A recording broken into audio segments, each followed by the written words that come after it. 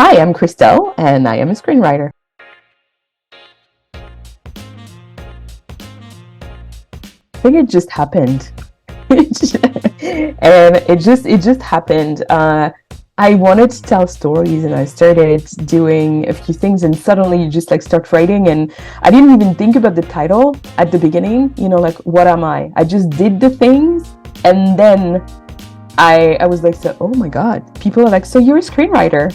And I was like, I guess. I think it really evolved naturally. People's story are just so fascinating. I've been writing before I even know I was a screenwriter. I mean, I think I had a fantasy when I was a teenager. I was like, oh, maybe I'm gonna be a writer, but I was writing poems and stuff. I started just doing things for screen, so I think it was probably more the experience first. I started with documentary. And then when I had this idea for fiction, then suddenly I was like, okay, but I don't know how that works. So then I went to school. I took some evening classes and all of that, and tried to get some workshops here and there. But I don't have a formal training. But it's really a mix of doing it, trying to get the tools and everything just to be doing it. Suddenly you just do it, and next thing you know, you're one of them.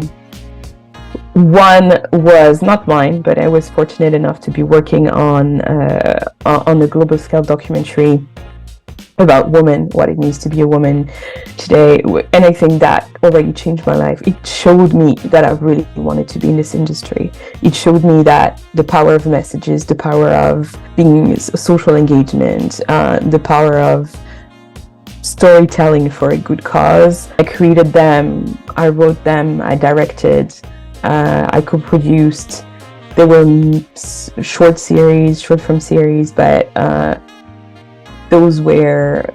this is also when I discovered I love this. I love show running. I love having that vision, and then you make it happen from start to finish, and then you deliver it, and then you're with your team. You have everything, but you the carrier of that vision and of the project. And that was, to me, yeah. And I think those three projects I'm talking about, whether mine or the one that I did for that film, they showed me that, okay, I've done it at a smaller scale, but now I'm ready to tackle the bigger one. And yeah, I think with Real Life, we're working on creating those opportunities for sure. There are always a lot of ideas. Sometimes my partner makes fun of me because it's so yeah, okay, Chrystelle has another idea. And so there are many ideas, but there are the ones that stay with you for a while. And those are, and also the ones that are compelling enough, you feel kind of an urge. I feel it in my belly. I need to sit down and already download my brain. Then I let it marinate a little bit. I let it sit. And if that's the case, and I have this desire to keep writing that story, then I know this is the process. I do a lot of research about where the story takes place, the psychology of the characters, and all of that. It just kind of helps me figure out entering the world of the story that I have to write. And then it's some comes easily. The structure is a world of pain, so definitely you just want to get it out of your system. You can imagine all the scenes, etc. Before, the writing and rewriting was difficult, especially when I started.